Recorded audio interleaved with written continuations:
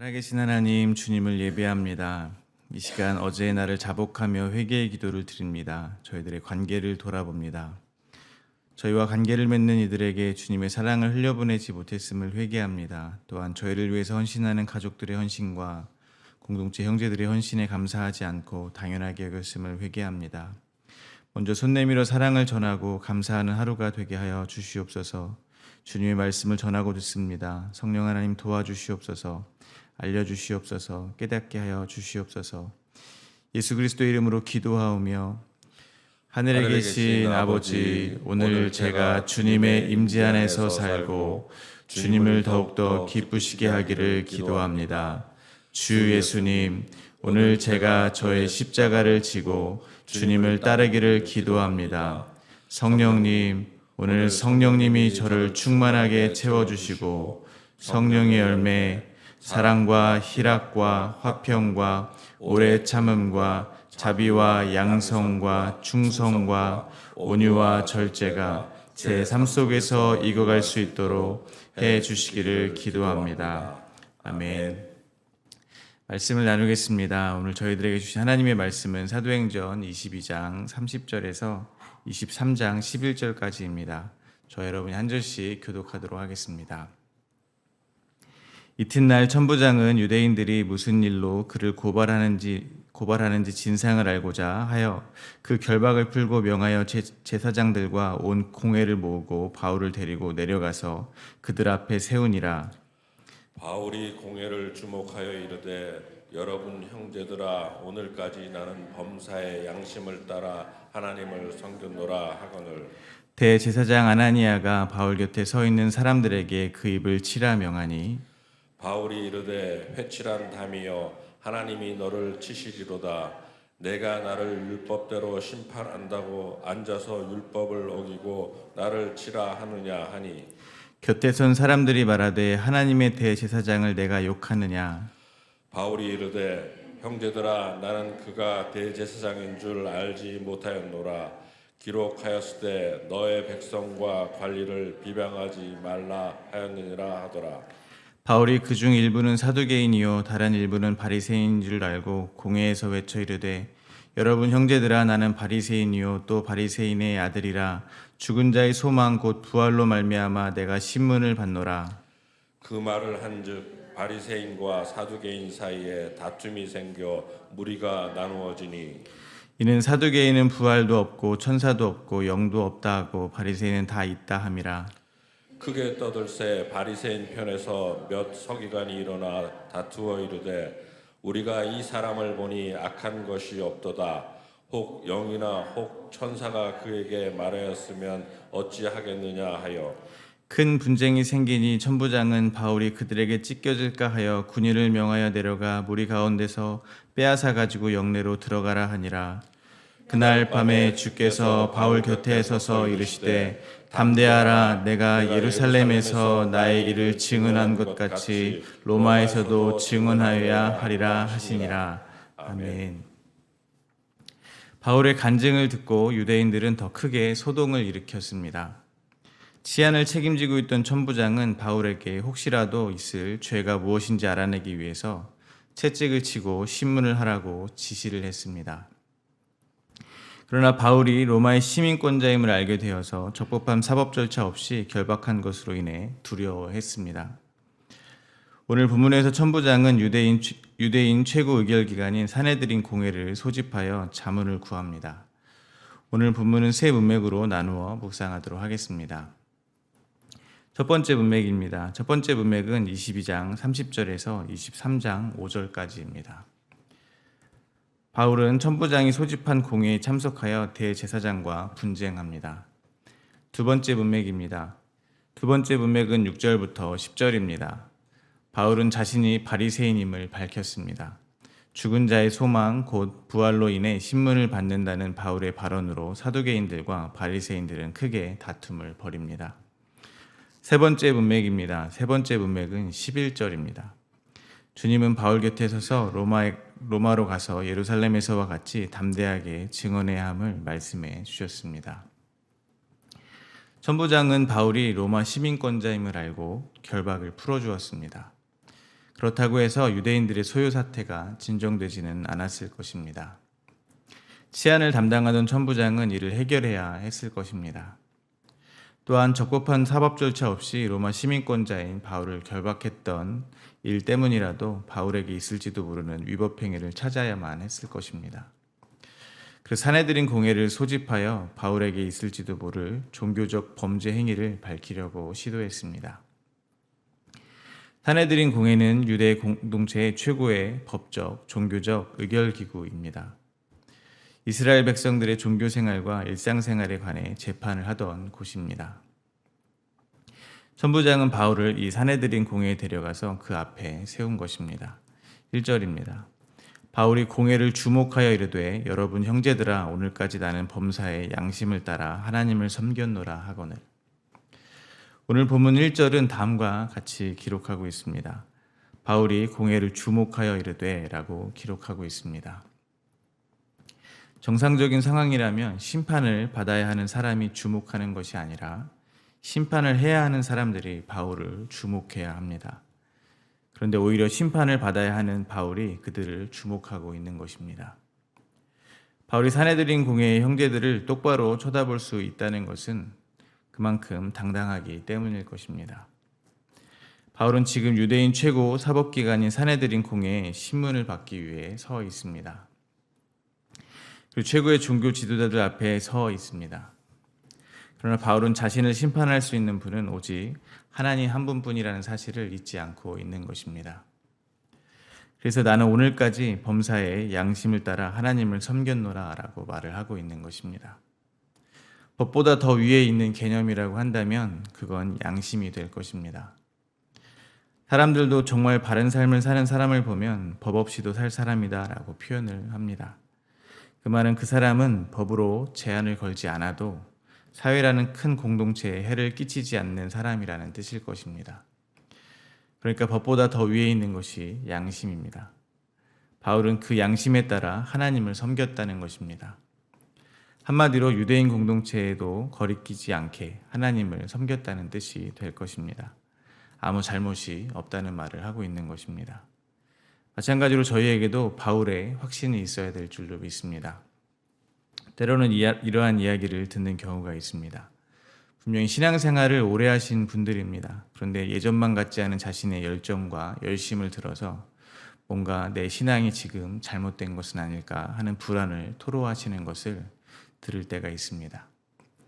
왜냐하면 그분들이 주변에서 들었던 복음은 마치 유대인들이 주장하는 복음과 같을 것이기 때문입니다. 율법을 잘 지키지 않으면, 즉 어떠한 종교적 행함도 없으면 참 신앙인이 아니라고 하는 말을 많이 들어서일 것입니다. 그리고 그러한 불안감은 이제껏 자기가 자기의 힘으로 신앙생활을 해왔다고 믿고 있었다는 반증이기도 할 것입니다. 그리스도와 함께 십자가에서 죽고 그리스도가 사는 삶이라면 성도의 삶에서 나오는 모든 행위의 주체도 역시 주님께 돌려드려야 합니다. 그러나 그 행위의 주체가 여전히 자기 자신이었기 때문에 자기 행위를 기반으로 당당하기도 하고 불안하기도 한 것이라고 생각합니다. 그러나 바울이 전하는 복음은 오직 십자가에서 죽으신 예수 그리스도의 피로 교회, 즉 성도가 되는 것이었습니다. 이 불변의 약속을 믿는 것입니다. 이 은혜의 복음 안에는 성도의 행위는 낄 자리가 없습니다. 하지만 저희가 잘 알고 있는 바와 같이 그 누구보다도 올바르고 헌신하며 살았던 사람이 바로 사도 바울입니다. 전하는 복음은 오직 은혜이지만 실제의 삶은 누구보다 더 양심에 따라 하나님을 섬겼다는 것입니다. 그러나 바울은 그 누구보다 하나님을 사랑했고 섬겼지만 분명 바리새인의 기도를 하지 않고 세리의 기도를 했을 것이라고 생각합니다. 왜냐하면 바울의 삶에 나타난 그의 모든 행동은 이제 바울이 하는 것이 아니요 바울 안에 살아계신 그리스도를 믿는 믿음 안에서 행한 것이기 때문에 그렇습니다. 그러므로 저희도 더 이상 이 십자가 복음, 이 은혜의 복음에 있어서 불안해서는 안 될 것입니다. 확신을 가지셨으면 좋겠습니다. 만약 예전만 같은 열정과 열심이 생기지 않는 자신의 모습을 마주하게 될 때는 이렇게 생각하셨으면 좋겠습니다. 하나님께서 신앙생활에서 이제 내 열정, 내 열심, 즉 내 힘을 빼시는구나. 이제 직분이라는 옷, 경험이라는 옷, 열정이란 옷 등 나를 겹겹이 포장했던 많은 옷들을 벗겨내고 계시는구나. 발가벗은 신생아가 어머니 품에서 안겨 있듯이 그리스도 안에 거하라고 하시는 거구나. 그리스도만으로 만족을 느껴보라고 하시는 거구나 라고 생각해 보셨으면 좋겠습니다. 잘 아시는 바와 같이 바울이 율법을 받은 특별한 이스라엘 민족뿐 아니라 하나님이 택함을 받은 모든 사람이 예수 그리스도를 믿는 믿음으로 하나님의 자녀가 될 수 있다고 전하는 것을 듣고 유대인들은 바울이 이스라엘 백성과 율법과 성전을 비방했다고 여겼습니다. 근데 바울이 자신은 양심의 거리낌이 없이 하나님을 섬겼다고 말을 하자 대제사장 아나니아가 명령을 합니다. 2절입니다. 대제사장 아나니아가 바울 곁에 서 있는 사람들에게 그의 입을 치라 명하니, 대제사장 아나니아가 아직 유죄 확정이 되지 않은 바울에게 입을 치라고 말을 하자 바울은 바로 다음과 같이 대답을 합니다. 3절입니다. 바울이 이르되 회칠한 담이여 하나님이 너를 치시리로다. 내가 나를 율법대로 심판한다고 앉아서 율법을 어기고 나를 치라 하느냐 하니, 율법에 의하면 두세 사람의 증인이 증언이나 증거로 죄를 확정한 이후에 벌을 주어야 합니다. 그런데 이것을 어겼다는 것입니다. 그리고 그들의 영적인 상태를 폭로한 것입니다. 회칠한 무덤이라는 것입니다. 안에 죽은 시체가 썩어가고 있는데 율법의 행위로 그럴듯한 옷을 입고 있다는 말을 하고 있는 것입니다. 여기서 한 가지 생각하게 되는 것은 이것입니다. 양심에 따라 하나님을 섬겼다는 바울의 말을 다시 생각해 볼 수 있을 것 같습니다. 아시다시피 바울은 사내들인 공회의 회원이었습니다. 바리새인 중에 바리새인이었습니다. 율법으로는 흠이 없는 자라 자부하던 사람이었습니다. 오늘 바울의 말대로 하면 그야말로 회칠한 무덤 중에 무덤이었다는 것입니다. 누군가가 양심에 따라 무엇을 했다면 사람의 겉만 볼 수 있는 사람들은 판단할 수가 없습니다. 오직 그의 중심을 보시는 하나님만이 판단할 수 있습니다. 따라서 양심에 따라 바울은 자신이 회칠한 무덤이었음을 인정했다는 말이 될 것입니다. 하나님의 은혜가 덮이지 않으면 자신은 회칠한 무덤 속 썩는 시체에 불과하다는 사실을 이미 고백하는 것이라고 생각합니다. 왜냐하면 하나님은 우주와 그 가운데 있는 만물을 지으셨고 천지의 주제로 손으로 지은 전에 계시지 않기 때문입니다. 또 무엇이 부족한 것처럼 사람의 손으로 섬김을 받으시는 분이 아니라 오히려 만민에게 생명과 호흡을 주시는 분이기 때문에 그렇습니다. 그러니까 바울이 양심을 따라 하나님을 섬긴다는 것은 주님을 위해 뭔가를 해드렸다는 뜻은 아닐 것이라고 생각합니다. 오히려 하나님께서 어떤 분이신지 정확히 알고 하나님 앞에 자기가 누구인지를 고백했고 자기에게 베풀어 주신 하나님의 일을 찬송하고 증언했다는 말이 될 것입니다. 만약 저희가 양심을 따라 하나님을 섬기는 일을 또다시 누구도 보지 않아도 인정해 주지 않아도 정말 성실하고 올바르게 살아내야지 하는 자기의 행동의 영역으로 생각한다면 여전히 율법 아래 묶여있는 것일 수 있음을 기억하시기 바랍니다. 행위로 나를 증명하려고 하는 모든 시도는 무덤에 회를 칠하는 것일 뿐임을 잊지 마시기를 바랍니다. 주님이 지신 십자가는 저희를 죄인 중에 괴수로 드러냅니다. 그러나 그 은혜는 결코 부족함이 없음을 잊지 마시기를 바랍니다. 바울의 말에 곁에 선 사람들이 어떻게 하나님의 대제사장을 욕하느냐 하고 책망했습니다. 그러자 바울은 교묘하게 이 상황을 넘깁니다. 5절입니다. 바울이 이르되 형제들아 나는 그가 대제사장인 줄 알지 못하였노라. 기록하였을 때 너희 백성의 관리를 비방하지 말라 하였느니라 하더라. 한마디로 몰랐다는 것입니다. 그리고 백성의 관리를 비방하지 말라 하는 율법의 이야기를 다시 합니다. 좀 전에 대제사장을 책망할 때도 율법을 이야기했고 지금도 율법을 이야기함으로써 바울은 자신이 율법을 알고 존중한다는 것을 계속 상기시키고 있는 것입니다. 참으로 지혜롭습니다. 그러나 이 지혜는 성령 하나님께로부터 나오는 것임을 절대 잊으시면 안 됩니다. 마태복음 10장 17절부터 20절입니다. 사람들을 삼가라. 그들이 너희를 공회에 넘겨주겠고 그들의 회당에서 채찍질하리라. 또 너희가 나로 말미암아 총독들과 임금들 앞에 끌려가리니 이는 그들과 이방인들에게 증거가 되게 하려 하심이라. 너희를 넘겨줄 때 어떻게 또는 무엇을 말할까 염려하지 말라. 그때 너희에게 할 말을 주시리니 말하는 이는 너희가 아니라 너희 속에 말씀하시는 이 곧 너희 아버지의 성령이시니라. 예수님의 제자들이 공회에 넘겨지고 채찍질 당하는 것은 주님의 뜻이었습니다. 그리고 그 속에서 할 말을 주시고 말씀을 하시는 이는 지금 그들 속에 강림하신 성령 하나님이라는 것입니다. 이러한 일들은 저희에게도 반드시 일어날 것입니다. 저희도 주님의 제자이기 때문에 그렇습니다. 그러므로 담대하시기를 바랍니다. 무엇을 말할까 걱정하지 마시기를 바랍니다. 두 번째 문맥에서 성령 하나님은 바울에게 또한 할 말을 주십니다. 산헤드린 공회에는 사두개인과 바리새인이 있었는데 이들은 신학적인 관점에 있어서 큰 차이가 있었습니다. 오늘 본문 8절에 나오는 것처럼 사두개인은 부활과 천사를 믿지 않았고 바리새인은 모두 믿었던 것입니다. 바울은 이를 이용합니다. 6절과 7절입니다. 바울이 그중 일부는 사두개인이요 다른 일부는 바리새인인 줄을 알고 공회에서 외쳐 이르되 여러분 형제들아 나는 바리새인이요 또 바리새인의 아들이라 죽은 자의 소망 곧 부활로 말미암아 내가 신문을 받노라. 그 말을 한즉 바리새인과 사두개인 사이에 다툼이 생겨 무리가 나누어지니. 예수님이 죽은 자 가운데서 부활하신 것을 믿는 것이 바울이 전하는 복음의 핵심입니다. 바울은 자연스럽게 산헤드린 공회의 관심을 자신이 아니라 부활로 옮겨버린 것입니다. 그런데 이 일로 인해서 소동은 더 커졌습니다. 사두개인과 바리새인의 다툼은 격렬했습니다. 9절입니다. 크게 떠들새 바리새인 편에서 몇 서기관이 일어나 다투어 이르되 우리가 이 사람을 보니 악한 것이 없도다. 혹 영이나 혹 천사가 그에게 말하였으면 어찌하겠느냐 하여. 바울이 바리새인인 것을 알게 되자 바울을 두둔하는 사람들이 생겨났습니다. 그가 혹시 영이나 천사가 말했을지도 모른다고 여기는 사람들이 생긴 것입니다. 바울이 산헤드린 공회를 주시하던 그 확신에 찬 모습과 참 대조가 되는 모습입니다. 바울을 죽이려고 했던 이들의 신념이라는 것이 얼마나 뿌리가 얕은지를 볼 수가 있습니다. 하늘로부터 내려온 믿음이 아니라 사람의 생각과 의지에서 비롯된 신념이기 때문에 그렇습니다.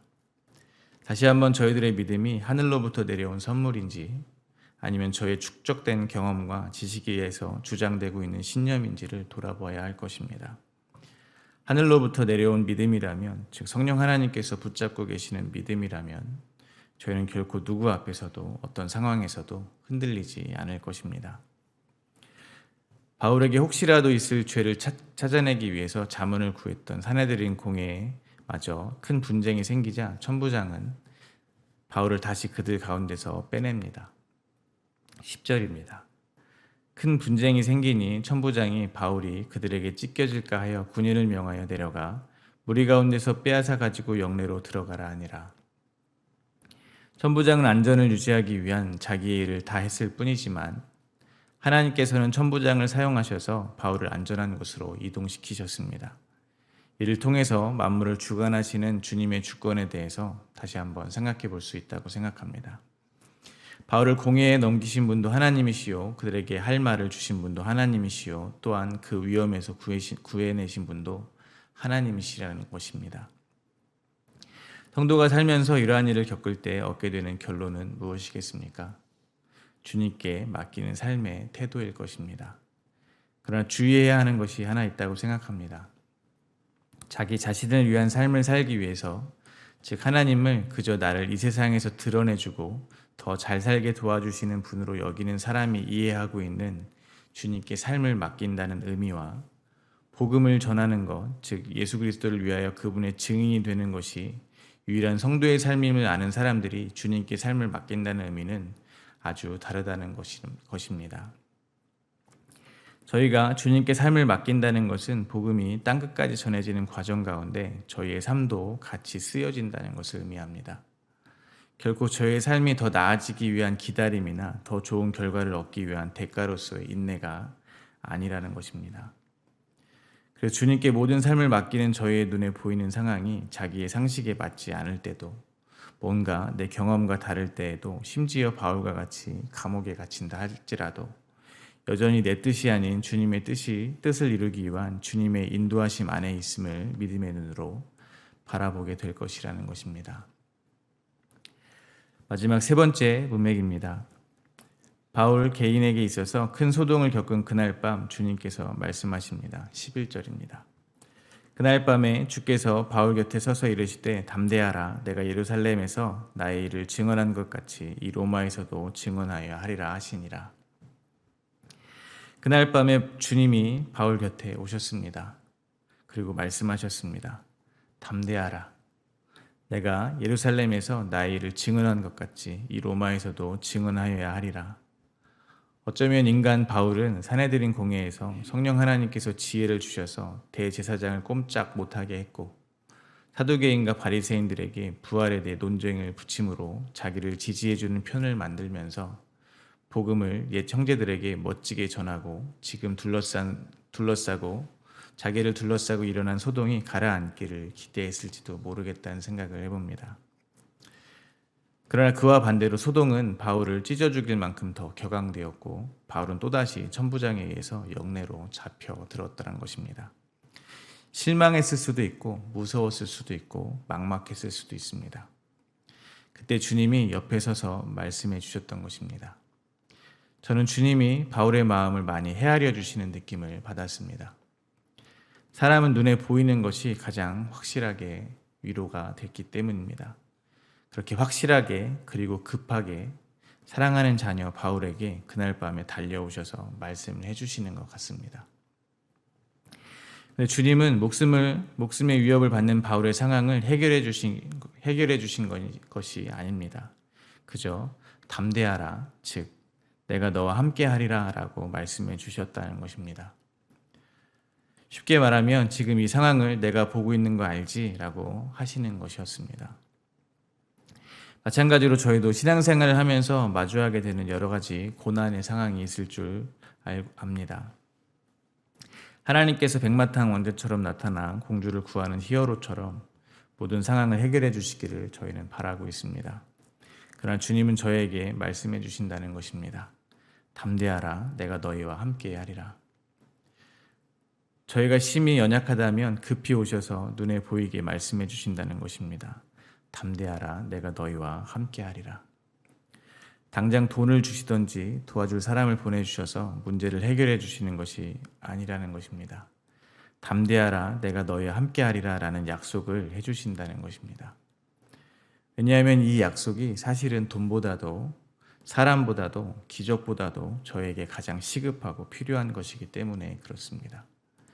만물의 주관자 되시는 분이 지금 이 상황을 허락하신 것이며 저에게 허락한 믿음의 시련을 통해서 저희에게 인내를 만들어내고 조금도 부족함이 없는 자로 만들고 계시기 때문입니다. 로마의 십자가 복음을 전하는 하나님의 큰 계획 안에는 바울 개인을 오직 하나님만을 바라보는 자로, 의지하는 자로 만들어가고 계시는, 즉 바울의 자기 부인이 포함되어 있기 때문에 그렇습니다. 말씀을 맺겠습니다. 요한복음 16장 33절입니다. 이것을 너희에게 이르는 것은 너희로 내 안에서 평안을 누리게 하려 함이라. 세상에서는 너희가 환난을 당하나 담대하라, 내가 세상을 이기었노라. 주님은 십자가에서 자기 목숨을 내어 주심으로 세상을 이기셨습니다. 하나님과 동등됨을 취하지 않으셨습니다. 그렇게 세상을 이기신 분이 이 땅에서 자기를 부인하고 십자가를 지는 제자들에게, 즉 저희들에게 담대하라, 세상 끝날까지 내가 함께 하겠노라 라고 약속해 주시는 것입니다. 예수님을 위하여 증인이 되기 위해서 저희가 원하는 곳이 아니라 주님이 원하는 방향대로 이끌려가는 삶에는 생각하지 못했던 환난이 기다리고 있을 수 있습니다. 그러나 저희에게는 주님의 약속이 있음을 잊지 마시기를 바랍니다. 저희를 위해서 십자가에서 죽으신 분이 하신 약속입니다. 결코 번복될 수도 취소될 수도 없는 약속입니다. 이 세상을 다 준다고 해도 바꿀 수가 없는 약속입니다. 그러므로 오늘도 주 안에서 담대하시기를 간절히 소망합니다. 주님이 주시는 평안을 누리시게 되기를 간절히 소망합니다.